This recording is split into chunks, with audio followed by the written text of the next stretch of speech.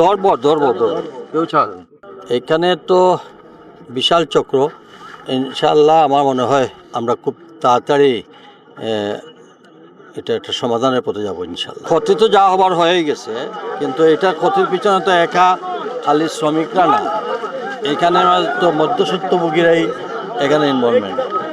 এখানে যারা ব্যবসা করে সেই সব বড় বড় ব্যবসায়ীরা আনসিন থাকে, আর মাঝখানে শ্রমিকদেরকে তো পয়সা দিচ্ছে, শ্রমিকরা তুলে নেয়।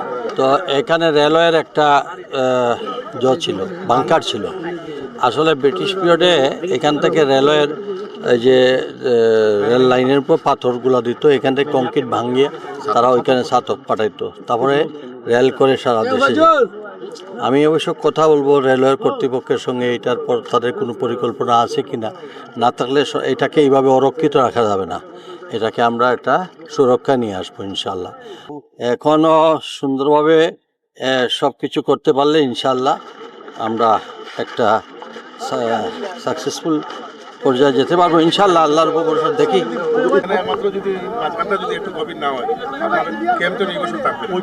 না আপনি লাস্ট আইলেন 22 সালে ইয়া বইলা যে রুমও বইসা 300টা বইলা কিন্তু ভাঙিয়া গেল কি পুরাটা গেল কি তো না এখন এই ভিতরে আমরা সাইড লাগাও